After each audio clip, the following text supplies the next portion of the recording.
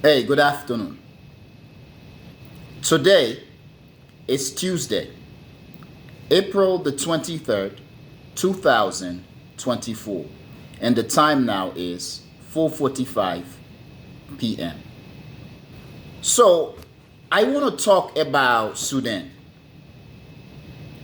When you think of Sudan, okay, and I'm talking about many of you guys watching this talk, when you think of Sudan, you are probably thinking of the current crisis unfolding in Sudan. Perhaps you are also saddened, you are heartbroken with the fact that there is what others are terming genocide.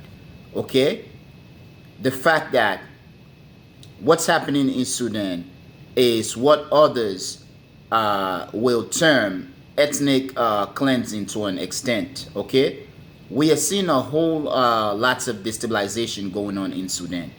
However, Sudan is not being paid attention to, and my speculation is that one of the reason is that Sudan is an African country. Okay, I'm just going to say that off the bat. Sudan is a black African country or an African country in what is known as sub-Sahara. So nobody care. Okay? And many of the people who are dying are people who probably are not known to be the Arabs in terms of their culture. I want to stress that something interesting that I am noticing, okay, about the situation in Sudan. It includes all of the things that we in Liberia and the rest of Africa we've experienced, okay, pertaining to the civil war in Liberia and elsewhere in Africa. And they include ethnicity, health, hunger, destabilization, death and destruction, and displacement, okay, refugee displacement. But now Sudan is more than just what's happening today in current times.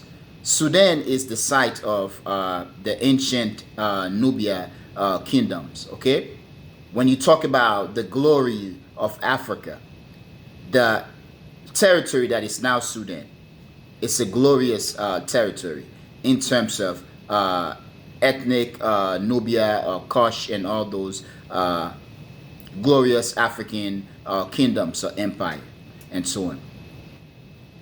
When people think of the African history, okay, in terms of the monuments that Africans have left behind, many may think of ancient Egypt, and Egypt in terms of its pyramid, okay, the pyramid of Giza, okay.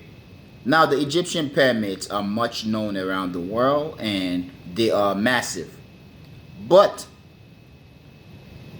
Nubia, okay, or what is now Sudan, is home to over 200 pyramids. In this case, I'm saying that Sudan has more pyramids than Egypt, or the Nubians left behind more pyramids than the ancient Egyptian.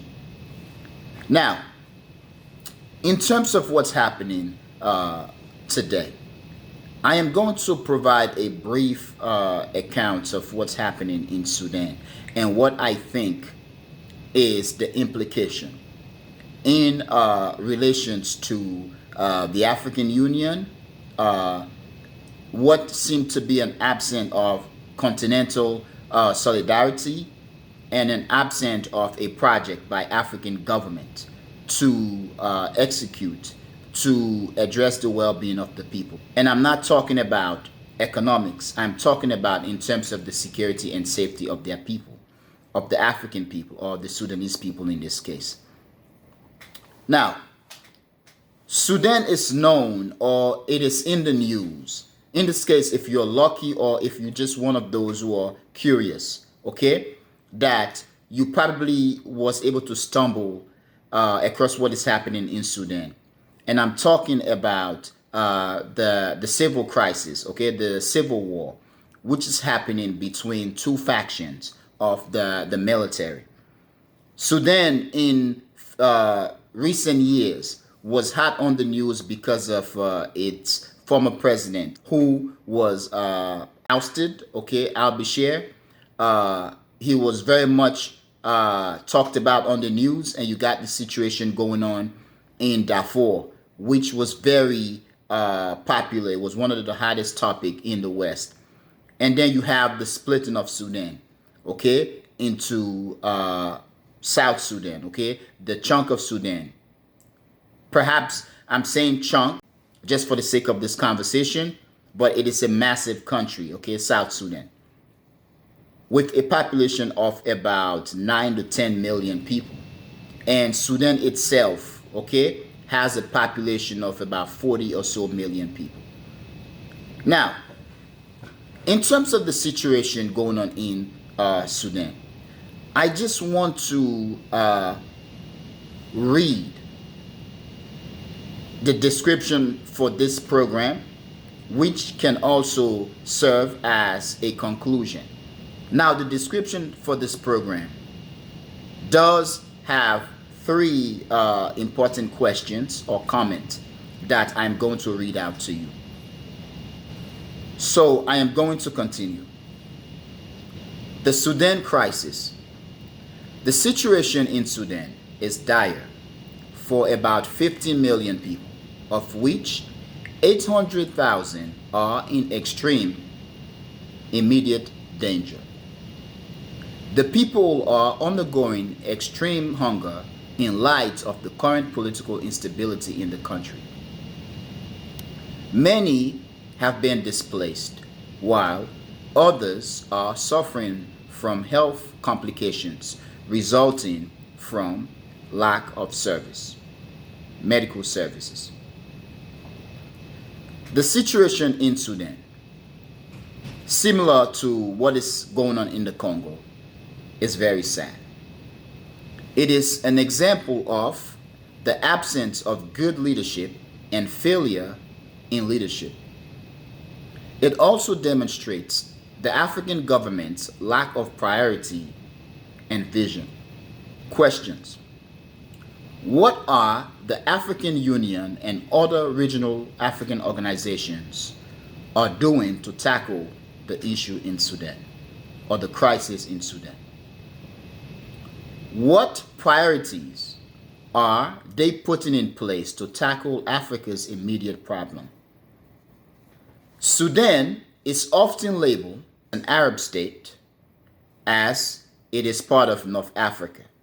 There are those who often add Sudan to be a part of North Africa and will go as far as considering Sudan an Arab Middle Eastern country. If that is so, will the Arab countries accommodate some of those black displaced Sudanese? I say no. These are black people, and in a time of extreme nationalism and anti-immigrant fervor, I see limited to no initiative to accommodate them outside of Black Africa or Sub-Saharan Africa. Therefore, this begs the question, should Pan-Africanists begin to take over the African governments, uniting the countries and implementing projects to tackle the unique needs of our people? Now, the situation in Sudan is very interesting, okay?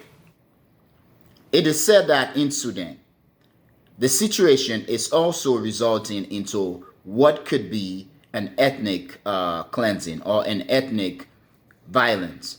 That is because darker skinned Sudanese who are not of the quote unquote the Arab, let me say, culture or the Muslim culture are being killed or brutalized in Sudan.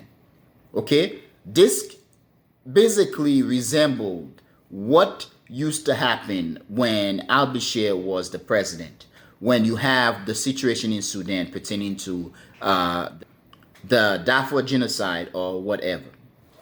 So it is said that dark-skinned people in Sudan who are not of the Arab culture are being attacked and so on. But in addition to that, it is said that about 50 million Sudanese need urgent health care.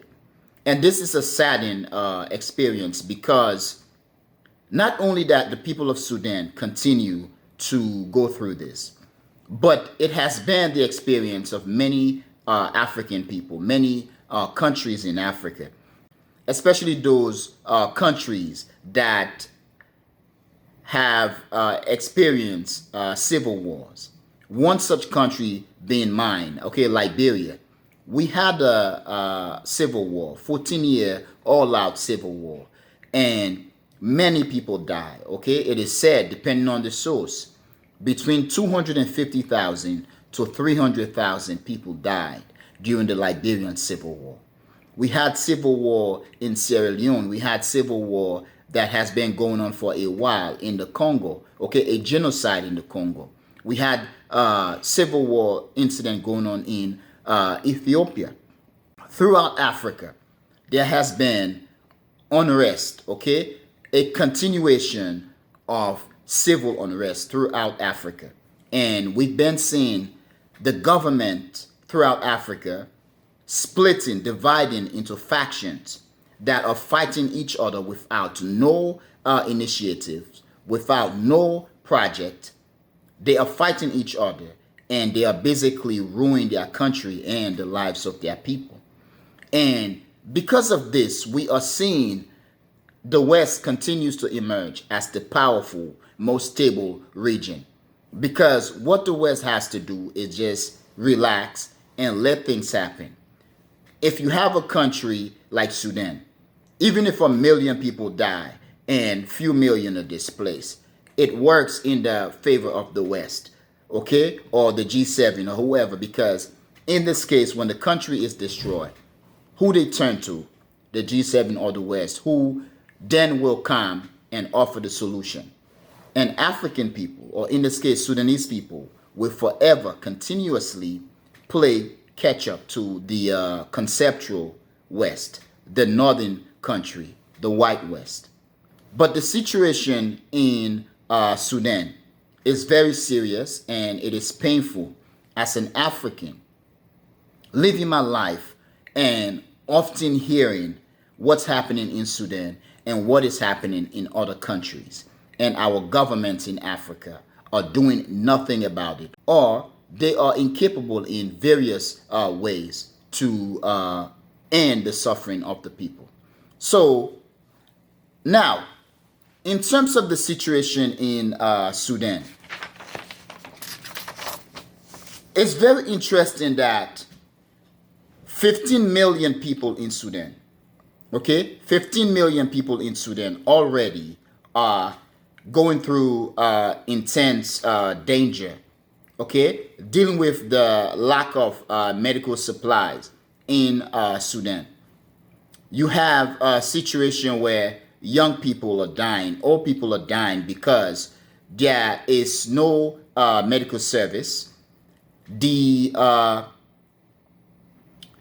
facilities, the medical facilities throughout the countries or in many regions in the countries are either shut down as a result of the crisis in Sudan, okay, or they do not have access to the medical equipment or the medicines, okay, whether we are talking about painkiller or access to blood and all that, okay, they are short of it, they are out of supply. And as a result, people are dying. In fact, one such article that I read, the author, okay, who is a Sudanese lady, she is also a person who, throughout the unrest, okay, at one point, she was sick, very sick, and she states in the article that family members had to help her, okay, to travel from one place to another. And at some point, they rest often in the shades, okay, because she had no energy to move on. And that her grandmother, who actually was experiencing diabetes. She died because of lack of medical care, okay, lack of service. And this is what's happening in Sudan, and it is also what has happened throughout Africa in the various conflicts. Okay, so I just want to stress that.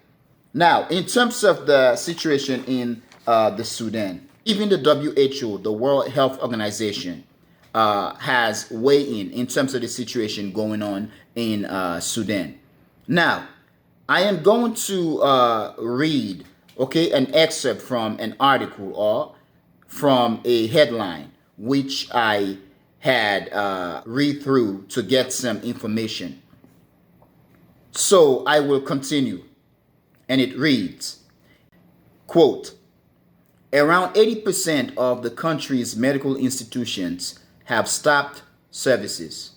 We are facing a sharp increase in demand for medical services, and we are facing a huge challenge in terms of our drug reserves and technical capabilities. Alam Abdel Rasul, the Minister of Health of the Red Sea state where Port Sudan is located, says.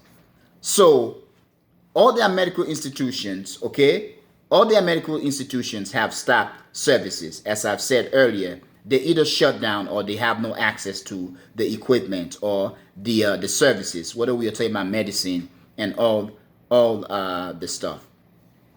I remember sometime last year when the war got hot, many Sudanese students, medical students, these are brilliant students, fled the crisis, and many went to neighboring African countries. I think Uganda was one, Kenya, Tanzania, and I also believe, if I can remember correctly, that some even went to Rwanda to continue their services, which in this case is a good thing. Okay, we cannot afford for anything such as war or any other problem to lead to the discontinuation, the stop of young people getting their education, because we are going to need them. Okay, so they need to continue so they can serve the countries. So this is, in this case, it is very good. I want to apologize because this is my first time talking about Sudan, and what I'm trying to do now is I am trying to begin to make more more videos about what's happening on the African continent. Okay, so this is the first video of the Sudan series. I'm going to continue. Antibiotics, painkillers, oxygen, and blood in particular have been depleted in most hospitals. According to the World Health Organization, around 15 million Sudanese have been left in need of urgent health assistance. So far, 14,790 fatalities have been recorded in Sudan, while the number of people displaced has reached 8.2 million. According to the latest report by the United Nations Office for the Coordination of Humanitarian Affairs. So this is dire. My question is, what the hell is the African Union doing? What is ECOWAS doing? What is SADC doing? All of the organization in Africa, the regional organization in Africa, in this case, should be working together. What is happening in Africa is that Africans, we are divided in many ways. We are so divided, and I'm talking not so much by the borders, okay, that were imposed on us. We are so divided to the point that we cannot come together to work together. Okay, we cannot cooperate. We cannot collaborate. We are still waiting for the assistance of the international community, which in this case, when you talk about international community, you are talking about the white West. You are talking about the conceptual West. So I'm hearing people talking about the need for the international community to involve in Sudan or in the Congo. Look, these crises had been occurring for a long time. The international community hasn't done much. We as Africans or people in the global south, we need to begin to take matters in our own hands and try to work on solving our problems. Now, I am going to continue. But in terms of ethnicity or the ethnic issue, we are seeing that in Sudan, there are other groups, okay, whether we are talking about groups from Darfur, groups that are non-Arabs. And once again, I'm going to stress, okay, I grew up thinking of Arab as a race, but the whole idea of Arab is more than a race, okay? It's just kind of like the Muslim religion or the Islamic religion. It's a culture, okay? You will find black Arabs. You will find Arabs who are blacker than me, who are darker than me, but they consider themselves Arab, or based on where they are from, they are Arabs. So the whole concept of Arab itself, I have learned, okay, and I have come to understand or accept it as something, an entity, a reality that is more than race. It is a culture.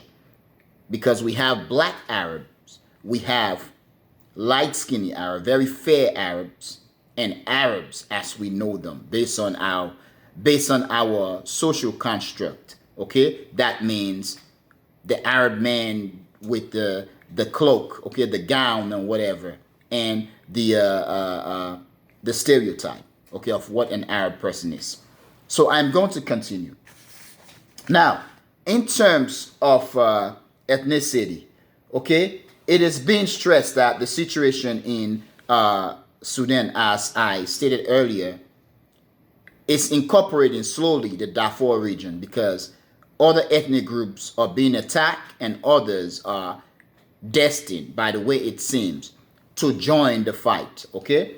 Now, one thing that I want to read is just a very short line, which reads, okay, quote, "The undertone of ethnicity is the problem in all of this," said the head of mission from the INGO in El Fasher. So this is the region or whatever, capital city in Western Sudan, in the Darfur region. I'm going to continue. "The worst case scenario is that people are killed based on ethnicity, okay? And not just based on ethnicity, but based on how they look. If you look a certain way, it's going to be the same result," the source said. So that means I may be very black, very dark, okay? Though I may be dressed as a Muslim, I could be killed. Or I am very dark, but I look like a Christian from Darfur, I could be killed. So we have a situation that started with factions in the military, now basically engulfing an entire country, an entire region, which in this case is beginning to include innocent groups, okay, innocent men and women throughout the country. This is a disaster for Africa. And I have said many times, as much as Africa must be careful in letting situations such as what is happening in Sudan to persist, Africans must be also careful, very careful, to let countries, certain countries, to experience situations such as what's happening in Sudan because of the historical connotation, the historical relations, okay, or the historical significance of these countries and region. Like, for example, the Congo. The Congo is the richest soil in the world, okay, in terms of what lies beneath the Congo. Geopolitically, the stabilization of the Congo is going to be a blessing for Africa. Not only that, during the era of not just colonialism, but the scramble for Africa and the partition of Africa, they very much, Europeans, stressed the importance of the Congo to the point where the Congo ended up with King Leopold of Belgium, because the fear is Congo being the heart of Africa and is home to all the river, okay, for strategic navigation. Had it gone to any of the big powers in Europe, it would have made that specific big power much more powerful than the other. So European powers were very much afraid that one of them ended up with the Congo. Hence, the Congo ended up with King Leopold of Belgium, who basically brutalized the people of the Congo, okay? Taking the lives of, depending on the source, from 10 to 15 to 20 to 25 million people in the Congo, however you want to say it, okay? But it's very interesting that not until recently, okay, at least I must give credit to those people out there and Africans who are fighting to set the record straight. King Leopold was not even counted as among the worst human beings who'd walked the earth. So I am going to continue. Now, in terms of the conflict, and this again is very interesting, and I mentioned earlier of the journalist. Okay, her name is Zainab Mohammed Salih. Once again, the journalist, her name is Zainab Mohammed Salih, and the title of the article is Sudan conflict, a front row seat to my country's falling apart. And Miss Mohammed Salih, I feel your pain as a Liberian. I was young. Perhaps I did not understand the importance, the significance of what was happening in Liberia and later in Sierra Leone. But I feel you, okay? I feel your pain, okay? Your worry, your struggle. As an African and as a human being, I share that. This is exactly how I felt and exactly how other Liberians, other Sierra Leoneans, other Africans, and I'm sure this is how people, for example, whether we are talking about those in Ukraine, those in Gaza, okay, whether we are talking about those in parts of Latin America that had experienced trauma such as unrest, civil war, whether we are talking about those in Iraq, okay, those in Yemen, those in Afghanistan, this is how we felt, how they felt when their countries were being destroyed. So yes, once again, Miss Salih, I do apologize. I feel your pain, and my heart is with you and your family. And I hope the situation in Sudan comes to an end swiftly as soon as possible. Sudan is a massive country in terms of land mass, and it is also a massive country in terms of population. Now, whenever there is war going on in places, you will often see people grabbing their belongings, okay, whatever the little bit they have, and they are trying to walk to safety.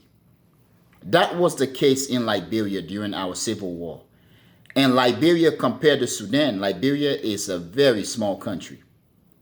However, for many Liberians, walking from one place to another, trying to seek shelter, safety, was a daunting task. People complain about their feet, okay, swelling up because of the walk that they did consistently. And it's very interesting, even today, when Liberian people, okay, the old ones, give us accounts, okay, tell story about their experiences during the war and the walk that they did. And you have situation where the young ones will carry the old ones, okay, tote them on their back or put them in wheelbarrow and rolling them to safety. Now, Sudan is massive. So just imagine the pain that our people, okay, our African people, our Sudanese people are going through trying to get to safety. And when I mean Sudanese people, I'm talking about Sudanese of various ethnic background and various religious background. Okay, whether you're talking about Sudanese in Darfur, Sudanese in Port of Sudan, Sudanese in Khartoum, okay? I wish you all safety and I wish you all strength, okay? You can do it. You are Africans. You are powerful. I understand the situation that you guys are going through. It's it's tougher to deal with. Other Africans have been through that, and we know what you're dealing with, especially for a country as massive as Sudan. Just imagine the walk that you have to go through, okay, as stray bullets are passing through. And now this young lady here, the author, okay, journalist, Zainab Mohammed Salih, basically talked about people being buried on the road because family members will not dare go to the cemetery to bury their loved ones because doing so means you, the person who is going to bury the dead, you might die in the process because stray bullets are all over the place. You have looting going on, you have sexual violence, you have physical violence that is going on in Sudan. Okay? And my friend here, she basically lost her grandma because the lady could not get access to treatment for her diabetes. And she herself, at one point, she mentioned how family members were taking her to try to get the proper care that she needed for her condition. And as a result of her not having strength, they had to stop several times. And even with that, the medication that was prescribed for her, she was able to get access to it, and she thanked her family in Europe, her families and friends abroad. Now she's just one person. Just imagine the many, many thousands, hundreds of thousands, or millions. Okay, we have a situation where 15 millions are going through intense health issues. Okay, they are facing health problems. 8 millions displaced. So just imagine those who do not have families in Europe and around the world to help them, okay? Whether they send money back home to say, this is, take this for food, okay? Go and cash it. If you can find some shop and money changers open, available to change your money, take this amount, go cash it out and buy whatever you need, okay? Food is very important for our people in situation like this. And I remember Liberians crying on the street for food, asking the UN, asking friends and families to help them. But anyway, I made a video recently when I talk about the memory, the commemoration of April 6th, okay? One of the civil wars in Liberia. And I mentioned the image or images of seeing our people, African people, always moving, carrying their belonging. And that has been the history of Africa. Whether we are talking about the Liberian Civil War, the situation in the Congo, the transatlantic slavery or slave trade, the East African or the Arab slave trade, if you will, the plight of Africans drowning in the Mediterranean Sea trying to get to Europe, where they also will face discrimination when they make it. It is that African people, we've not been able to rest because we are on a constant movement. And it is sad that our constant movement is not the result of us seeking happiness in terms of the result of us seeking pleasure. But we are constantly on the move. And it is a result of us experiencing trauma, trying to run away from our traumatic situation, trying to run away from the civil war, the destabilization, the unrest, the poverty, okay, the economic destruction that we've experienced or that we are experiencing at home. And this is why, if you're watching this video, I'm calling on you as African. Be a Pan-Africanist. Think and act positively. Call out your leaders. If you're an African leader in government, agitate for the change that Africa need. Not agitate with malice, not agitate to cause problem, but let all your brothers and sisters in government know that their position is a noble position. They are in power, they are in office, they were chosen by the people to execute, to implement the projects, the programs, the initiatives to address the unique needs of the people. We need to change Africa. I am very much tired of the image of an African woman crying because she cannot find food for her dying son or dying daughter because there is a war going on. I am tired that an African woman or an African girl is fleeing bullets or is going through the intense trauma because some soldier or some child soldier or some rebel or some government soldier rape her. Okay? I am tired that women, African women, are going through intense trauma because they watch their husbands, their sons taken away, their husbands killed, their daughters are raped, or their houses, their homes are burned down. I am tired of this. I am tired of images of African women in their slippers. In this case, I'm talking about flip-flop. Okay? Carrying gallon, walking miles, looking for water and food. I am tired of images of Africans, African women, African elderlies, African children only being refugees. I am tired of this. I am tired of us having wars in Africa, continuous destabilization, unrest for no damn reason. For no damn reason. So I'm asking, what the hell is the African Union doing? What is ECOWAS doing? What is SADC doing? What is the various economic, political, and military institutions on the African continent are doing? Now I'm calling on ECOWAS. This is where ECOWAS should be strong. ECOWAS was trying to go and attack Niger to start World War III in Africa. ECOWAS should put their testosterone to use.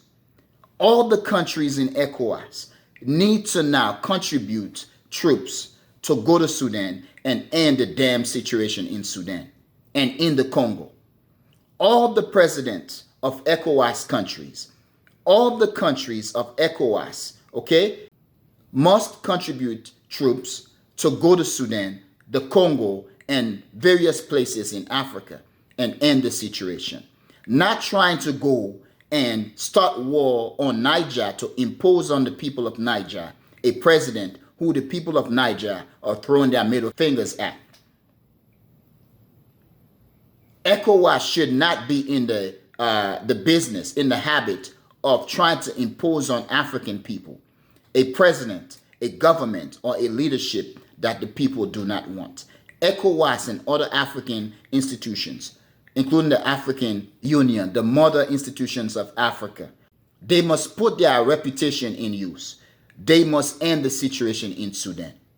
I am tired and I'm very disappointed that it seems as if our leaders are not tired of the images that the world sees continuously of Africans. We are refugees, okay? We are sick people. We are running from war. We are running from economic problem. We are running because our governments are idiots government. Okay? We are running because we have no homes. We are hungry because we have not developed a very strong, sophisticated agricultural and food producing and food distribution system. It is bad. Very bad. Look what is happening in Sudan. Young lady is witnessing her country being destroyed.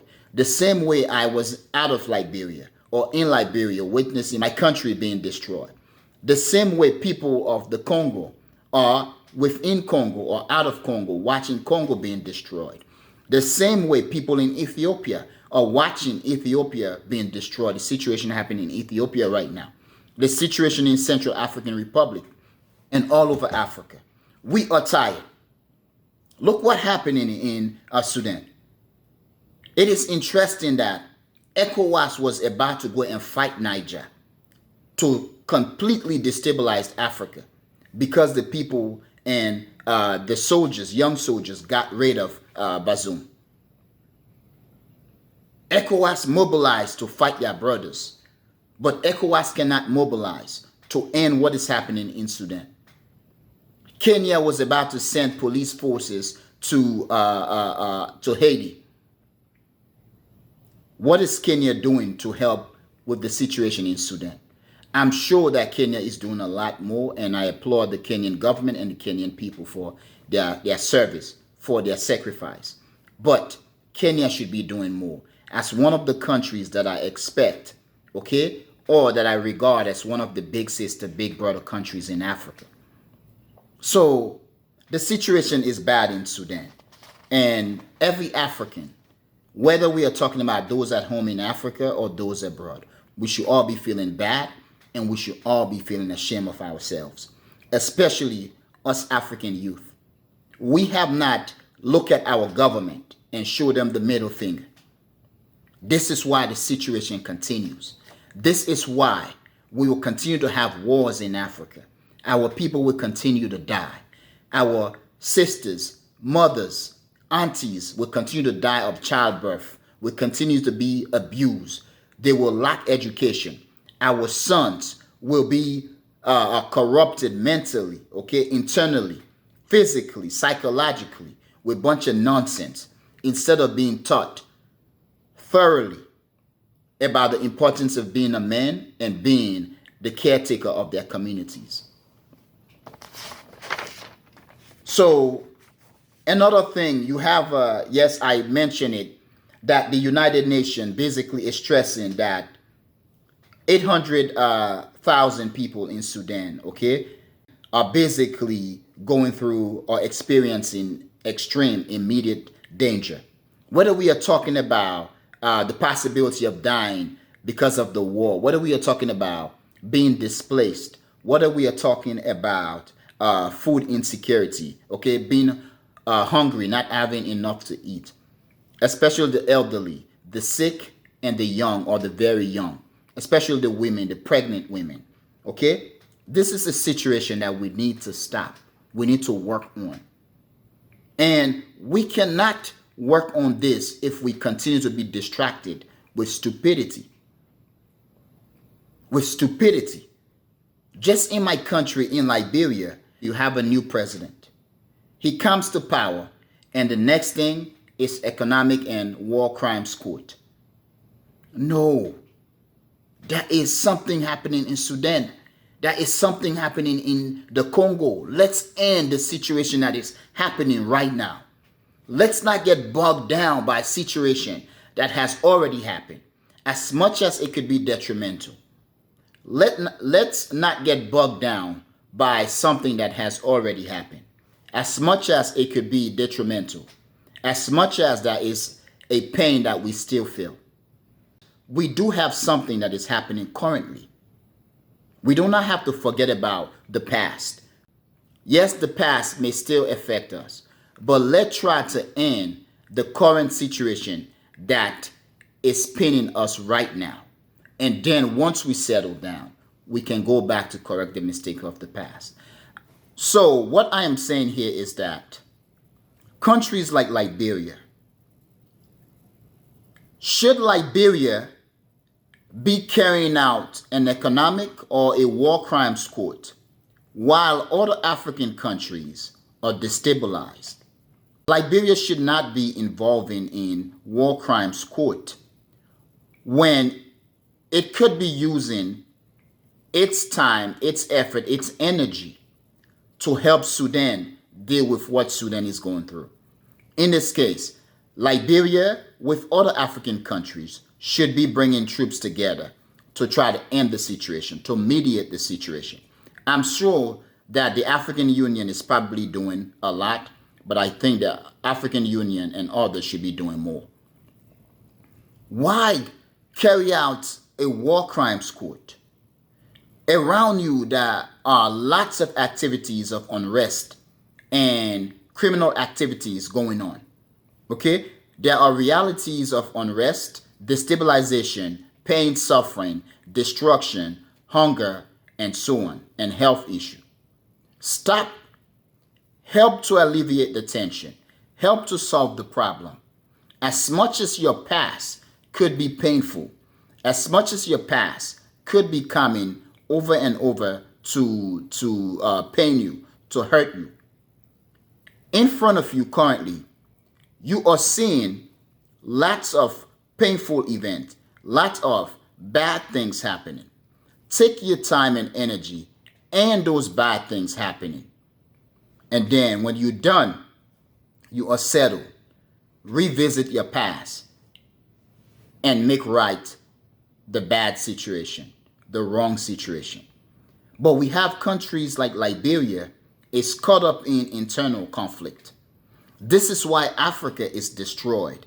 This is why we continue to see the pain and the suffering of our people. Because African leadership oftentimes get themselves occupied with stuff that means nothing, with things that are not important, with insignificant things. What's happening in Sudan, ending the crisis in Sudan, where there is about 50 or so million people, is important, should be important. Ending the situation in the Congo is important, should be important. Solving the crisis in Ethiopia is important and should be important.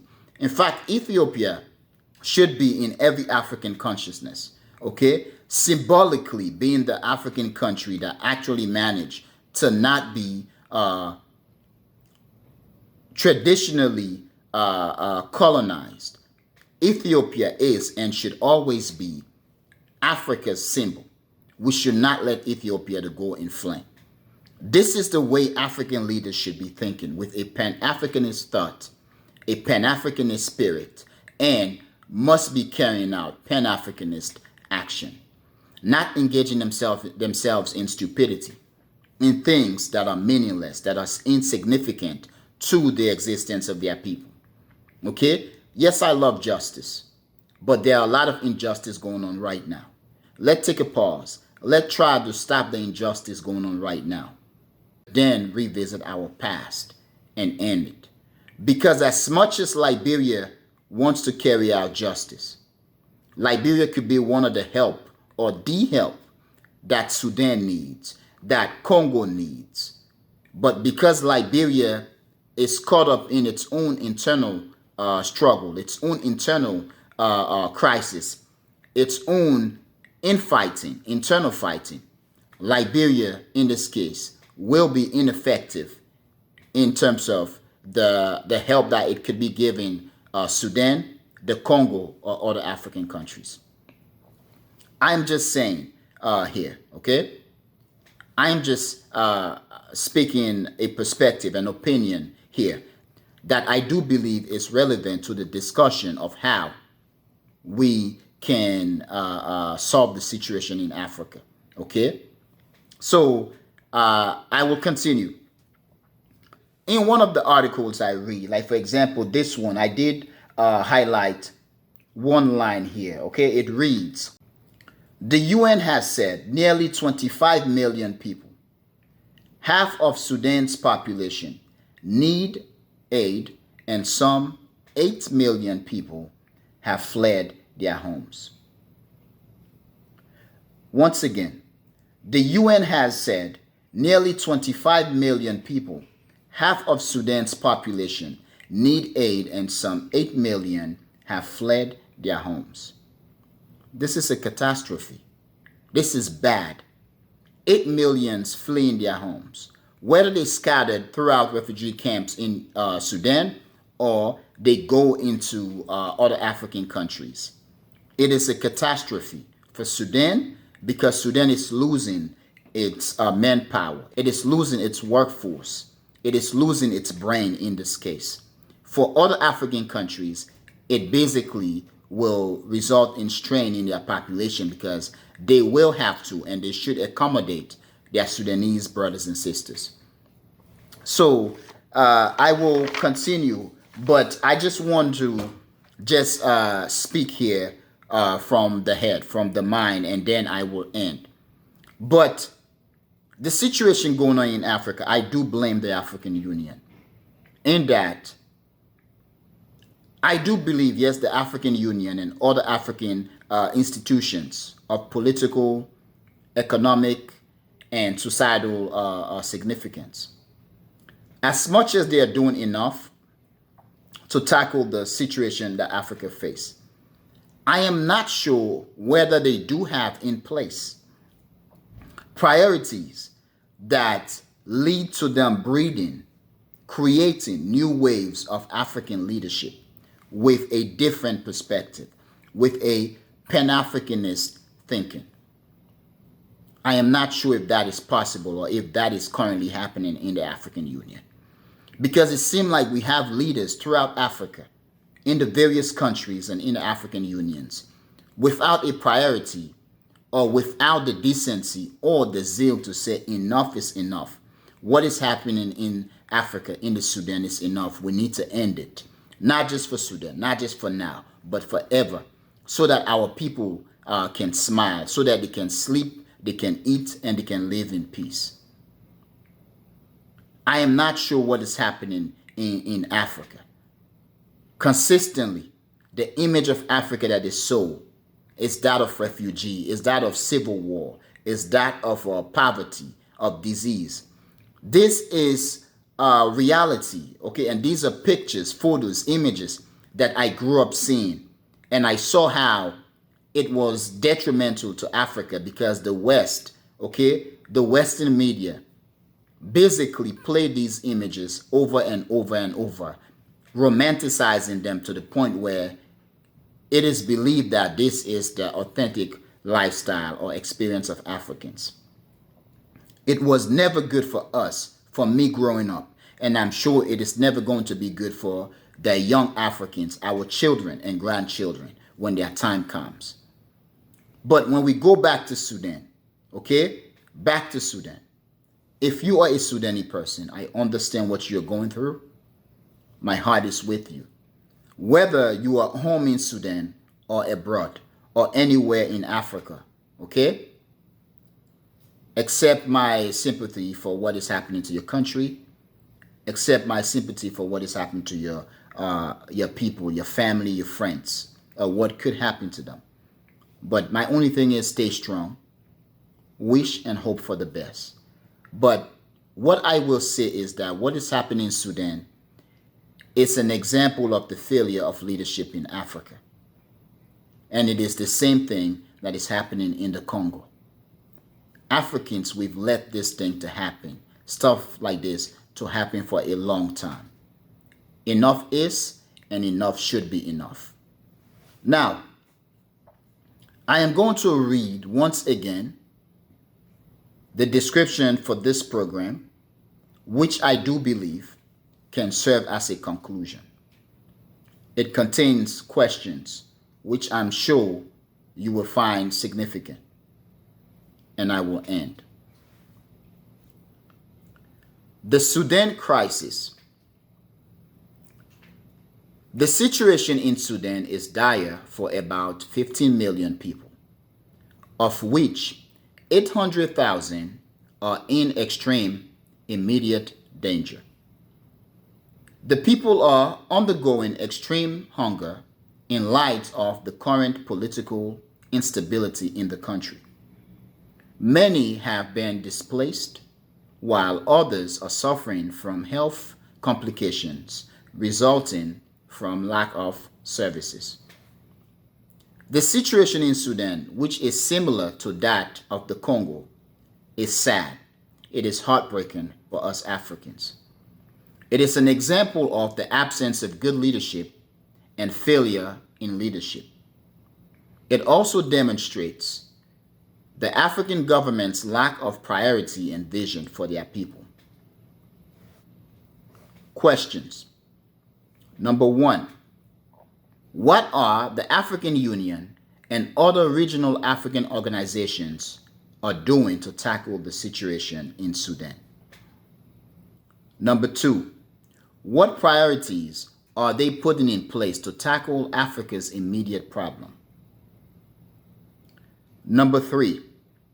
Sudan is often labeled as an Arab state, as it is part of North Africa. If so, will the Arab countries accommodate some of those black displaced, whether they are Muslims, Arabs, or not?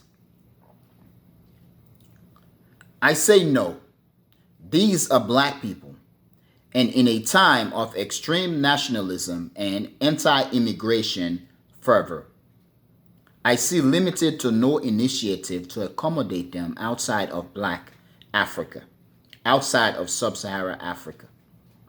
Therefore, This begs the question, should Pan-Africanists begin to take over African governments, uniting the countries and implementing projects to tackle the unique needs of our people?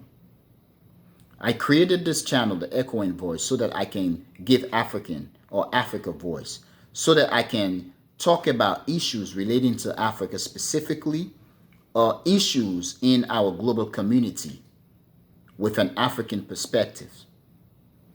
I may also look at issues in various countries outside of Africa and give a perspective for the sake of loving to engage in discussions of various kinds, of various topics. But for today, we are talking about Sudan. And for the next few days and weeks, I will continue to make more video, okay? Provide more updates about the situation in the Sudan. But I will apologize, as I have done earlier, for the fact that I have not been making videos. I have not been giving talks or creating programs about the people of Sudan, about the country, or about the crisis in Sudan. But for what's happening in Sudan, as I've said earlier, is something that has plagued us Africans. Okay, it is the experience of many of us Africans. As Ms. Zainab Salih echoed in her piece, I would dare say this is something that we've seen, we've watched over and over and over as Africans. Our countries get destroyed, our people get maimed and killed, and we did nothing about it, or we are incapable, unable to do anything about it. But if you're Sudanese, you can do it. There is nothing you cannot accomplish. I wish you the best. Take care. And once again, thank you very much for watching The Echoing Voice. Peace.